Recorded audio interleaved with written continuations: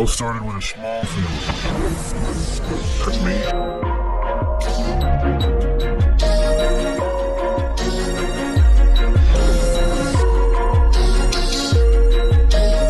You're up there?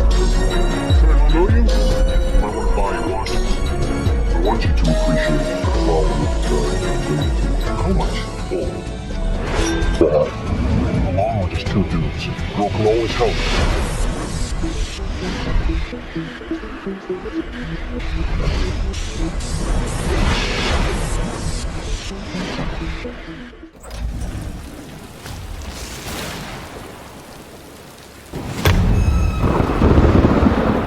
Imagine looking at the Earth from outer space. Now imagine peeling back the top layers of the planet and exposing what's underneath. If you had a special device that could detect electromagnetism, you would see a carefully arranged network of lines running all around the Earth. These are called ley lines. When you start to map out the locations of where these pyramids are located on the planet, all of a sudden you start to realize that there are these things called ley lines. And they have been considered by many over the centuries as the equivalent of veins and arteries of the planet. That's because they transport energy all over it and make sure that this energy is balanced. Tune into this energy that's coming from the stones and asteroids. Just there we go. Now, are you doing that, or is that done it by itself? It's done it by itself. There we are. But just like any network, it has certain points where the lines cross. If you could remember where those knots are, and then put back the top layers of the Earth, you will see that these are usually the places where ancient temples or other sacred structures are built. And some of them are quite famous, from the Great Pyramid of Giza to Stonehenge, and from Teotihuacan to Borobudur in Java. You will find that almost every major ritualistic construction is situated on a ley line. But how did the ancients know about these? Who helped them build their monuments with such precision? And why did they build them in the first place? Although they've been around for practically the age of the Earth, ley lines may not be something everybody's familiar with. These lines are called so because of the people that promoted them. The term was coined back in the 1920s, when Alfred Watkins started promoting the idea that these lines were actually trading routes used by people that lived in Britain a very long time ago. His idea didn't really catch on that quickly. Granted, a version of his idea first emerged in the mid-1800s, and again about 10 years before Atkins in Germany. Each of these ideas proposed that one could connect each important monument or historical site to the rest of them using a continuous straight line.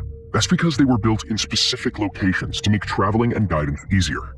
It wasn't until the 1960s that the idea really caught some grit and started amassing support from around the world. Writers, scientists, researchers, scholars, and even regular people started believing more and more in the ley line theory and even started to search for evidence to support it. Turns out that there are a lot of things that check out when you start doing the research and putting things together. There's a lot of speculation regarding why the pyramids and other monuments and sacred sites were built where they were. Some say that their locations have nothing to do with ley lines, but simply with the surroundings. But that doesn't really add up. That's because some of them are built in really hard to reach places, and moving any building materials would have been quite difficult. Also, some of these sites are so remote that only the ones that live around them would know about them. So there has to be another explanation for building them where they are today. I've been to a lot of pyramids, and when you start to map out the locations of where these pyramids are located on the planet, all of a sudden you start to realize that there are these things called ley lines, and that the pyramids are sitting on these specific nodes on the planet Earth, along with other incredible ancient temples and ancient stone megalithic structures. So you have to ask yourself, why do they do this? Why are these things in these specific locations? Why do they direct themselves towards one another? And what is the purpose of building them on these specific locations and spots? One such explanation is that they were purposely built on ley lines all over the world. And the reason behind that is the fact that people knew from way back then that these lines and the points in which they meet were packed with a lot of energy. So they created ways of harnessing and channeling that energy. Basically, this means that these monuments are nothing more than large receivers or antennas. This way, energy can come up from the earth and down from the sky above. They themselves, the pyramids, were crazy energy accumulators and distributors. Mechanical, thermal, electromagnetic, nuclear, and even chemical. There was so much going on within these. And there's a whole system. Another theory suggests that the ley lines, and especially the places where they cross, are portals, or special locations that can be used to communicate with entities from another world, or even transport matter from one place to another. Some believe that the monuments weren't even built by people, but by members of ancient civilizations that had superior knowledge and technology on their side. This way, they could always have a way of communicating with others, and also know where on the globe they are at any time. People are just sort of the caretakers of these portals, and get to use them in order to communicate and ask and receive information through them. They were able to create a grid of meridians on the planet, or put structures on the meridian grids of the planet, and then transmit wireless electricity, maybe even sound, maybe even photo or video. We don't know the technology, but we do know sound for sure. There are so many accounts in ancient texts from around the world where different rulers and leaders that have been put into power, whether it be pharaohs, whether it be kings, whether it be different types of sages, get information from talking stones. Although their popularity skyrocketed in the mid-1900s, they still aren't as famous as some may like. That's because there's still a lot of people out there that don't want information like this getting out. And even those that might think that the whole thing is just a stunt to drum up tourists for these sites. But that is certainly not the case. That's because these ley lines were known in ancient times and are represented in various texts that have been uncovered since. These texts usually talk about Earth's energy coursing through different areas of the planet and the people that can see it. They also mention things like giants and supernatural encounters that people back then had. And this is one of the reasons why these lines aren't more popular among people nowadays. Some find it hard to understand such things and accept the existence of such phenomena, while others might even flat out consider it a conspiracy theory and dismiss it without even hearing the arguments. Another reason why these lines aren't more popular is that there have been talks and disagreements among the people that actually are in favor of them. That's because some members of the community believed that archaeological evidence and historical proof backed by rational arguments were not the way to go. For them, the existence of ley lines is something more spiritual and connected to the faith aspect of the whole thing. On another side, there are those that think that using archaeological and historical evidence is the only way to go if these lines are ever to be taken seriously. Until this dispute is resolved, or at least paused, the ley lines issue will remain a marginal one, without too much interest from the mainstream culture. Ley lines are electromagnetic pipes that guide the energy from the Earth to all the places they reach. It's very similar to how the body works, and that's why so many people think that there's a direct connection between the two. One such example is the fact that both the energy coursing through these lines and the energy in our bodies is of an electromagnetic nature. That's why so many feel like these lines correspond to the way that veins and arteries work in a body. There's also the foundation of some healing practices, such as chakra alignment or acupressure. The practitioners of these therapies consider that they can heal anybody by redistributing the energy that's flowing through their body and sending it where it has to go. When you look at the energy grids on the Earth, you begin to realize as above, so below really does fall into play, not only when you're talking about the planetary grid system, but also with the human body itself. So these energy grids or these lines of force not only are on the planet, but they're also in the human body. The human body itself, if you look at the acupuncture grid, the energy meridians that go through the human body for acupuncture, you discover that these same energy grids or these same points of force and energy are also in the human body. And the human body functions off of also what? Electromagnetism. Another way people seem to consider that there's a strong link between the human body and ley lines is by using these lines while hiking. These people are convinced that if some animals can use these lines and the electromagnetic signature of the Earth to guide themselves, then so can they. They even believe that walking from one knot to another will reconnect them better with their true nature. Some even advocate doing these walks barefoot in order to better connect to the ground. Although there isn't that much scientific proof to back these claims up, those who do this swear by this technique and encourage others to try it. Even if you believe in them or not, ley lines are a part of this planet and have been used by people from almost every period of time. They carry a huge amount of energy and also help people figure out where they have to go. These lines have been the subject of many controversies over the years, but still, there are those that will believe in them and in the power that they have, and so they still hold an important part in many people's lives.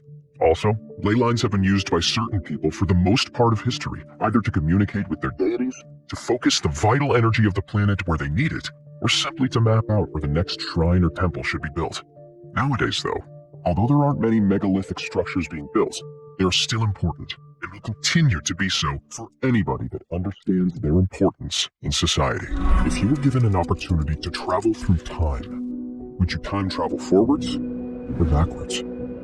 Would you rather have innovation and technology at its full potential in the future, or would you rather live and unveil monumental parts of history in the past? Well, for one person, this isn't just a thought exercise. He claims to have done it. He also claims to go back in time and witness one of history's greatest moments with his own eyes, the crucifixion of Jesus Christ. This is the story of Father Pellegrino Ernetti and his time-traveling machine, the Chronovisor. Pellegrino Maria Ernetti, born in 1925, was a Roman Catholic who joined the Benedictine order at the young age of 16. While he was known to have been a good priest, scientist, and musician, he was mainly known for two things: exorcism and the Chronovisor.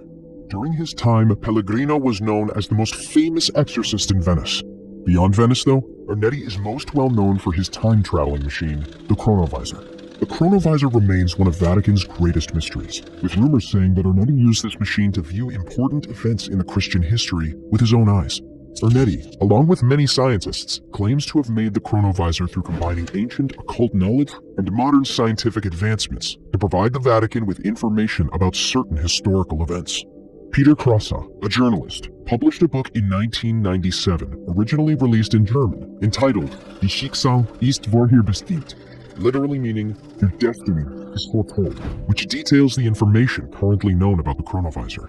The book was later translated to English under the title Creation and Disappearance of the World's First Time Machine on March 1, 2000. This book features previously unreleased documents, such as the first Latin to English translation of the text of Thyestes, a now lost tragedy from Rome in 169 BC.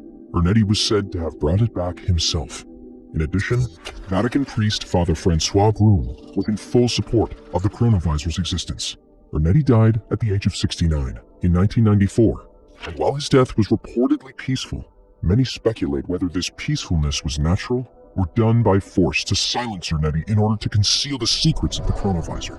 While not much is known about Ernetti himself other than having a boisterous career in the field of music and being proficient at exorcism, his claim to having made a time-traveling machine has left an impact not only on the Christian community, but the speculative population as a whole.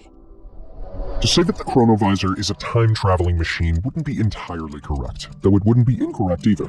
If by time-traveling machine you mean transporting a person to another time period to allow them to live that era in person, then the Chronovisor isn't a time-traveling machine by that definition. However, if you define a time-traveling machine as a device that allows users to peer into either the past or future, then the Chronovisor is a time-traveling machine. The Chronovisor is described as a time viewer that had the ability to film and capture images from the past without sound. Think of it more as a window to the past than a time machine, a device capable of displaying scenes from a specific time in the past. It's unsure whether the Chronovisor is capable of viewing events in the future, as only reports of events from the past have been observed by Ernetti. While a blueprint of this device exists in the public domain, it's not exactly clear how the machine functions. The Chronovisor is reported to have been built by a team of 12 scientists, most of which go unnamed, but includes famed physicist Enrico Fermi and former Nazi scientist Werner von Braun, who helped Ernetti construct the device. Fermi was noteworthy, as he received a Nobel Prize in Physics in 1938, while von Braun was part of the NASA team that allowed America to step on the moon. While the concept of a time-traveling machine is seemingly impossible, with a team of these renowned scientists, it lessens the gap of fiction and reality. The machine itself was composed of antennae made out of mysterious metals, which were responsible for receiving light and sound signals on every wavelength responsible for tuning into a specific time and place. Additionally, there was a screen and recording device that allowed the user to capture any moments they wanted. Ernetti claims to have observed many historical events, some of which he has proofs of observing. As mentioned earlier, Ernetti claims to have watched parts of Thyestes during his televisual travels, publishing fragments of what he observed from the play. He also claims to have seen ancient Rome during its prime. Ernetti was also able to recount how he witnessed Marcus Tullius Cicero's speech to the Roman Senate in 63 BC. Other speeches Ernetti claims to have watched are those of Mussolini and Napoleon. The boldest and most famous historical event he claims to have witnessed through the Chronovisor, however, is the crucifixion of Jesus Christ in AD 33. On May 2nd, 1927, through an Italian magazine called La Domenica del Corriere, Ernetti published a shocking image that surprised many, especially the religious: the never-before-seen face of a crucified Jesus Christ. While its legitimacy is heavily contested, this is what Ernetti considers as the prime proof of the Chronovisor's time-traveling abilities, because nobody saw the Chronovisor machine itself.